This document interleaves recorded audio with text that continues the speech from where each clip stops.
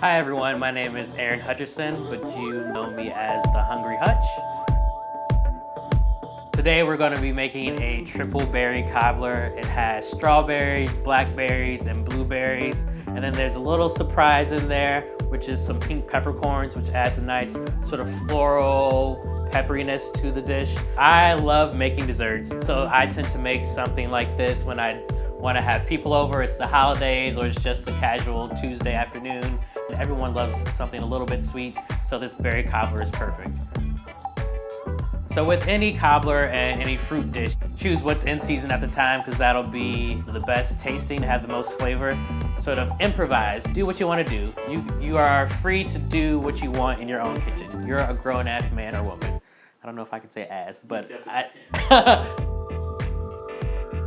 with the blackberries and the blueberries, they're small enough on their own. You can just sort of leave those whole. But with the strawberries in particular, you want to cut off the tops of the strawberries and then just slice them in half to make them into smaller bite-sized pieces. Once you have all your fruit ready, you're going to put it into a bowl, mix it with 1/3 to 1/2 of a cup of sugar. If you don't want to use white sugar, you could use agave or honey or any sort of liquid sweetener. I would definitely cut down on the amount. Liquid sweeteners tend to be a little bit sweeter actually than straight up sugar. Also, you want to be careful because you are adding more liquid to the dish.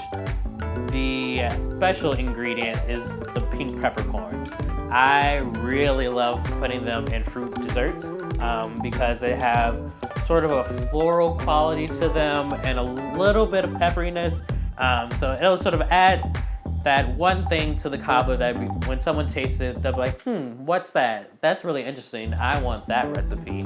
We're gonna add some lemon zest and lemon juice. The zest has a lot of the oils and the flavors, whereas the juice itself is acidic. And with any recipe, you wanna have sort of a balance of salty, sweet, acidic. If it was all sweetness all the time, then you would sort of be like, this is good, but it's not sort of interesting at all. I'm also gonna add in some vanilla extracts for a little bit of flavoring. I actually made this vanilla extract from dried vanilla beans, and all it is dried vanilla beans and vodka.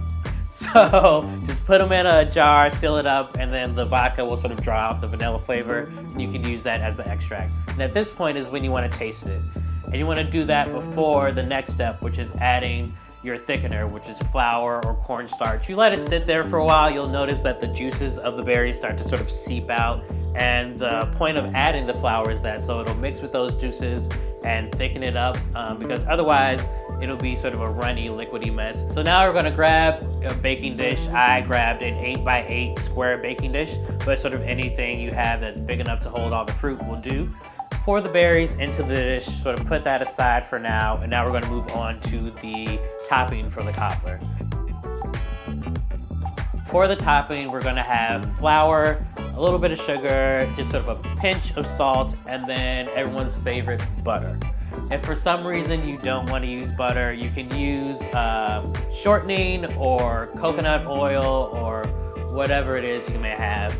But butter has the best flavor. So we're gonna add the flour, sugar, and salt to a bowl, and then we're gonna dice up cold butter as you mix it all together. As you squeeze it, you can almost sort of form it into like a ball of dough, and we're gonna just sprinkle it on top.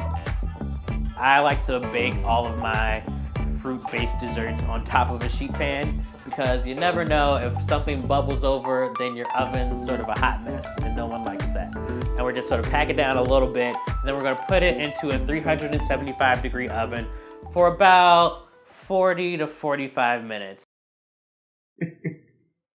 I'm still rolling. That's gonna go in there. Okay.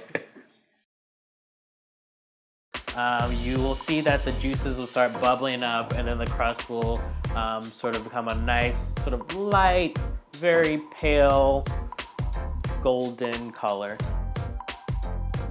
Once your cobbler comes out of the oven, always want to set it on a rack or just on top of the oven and let it cool before you bite into it, because otherwise you will burn yourself very severely.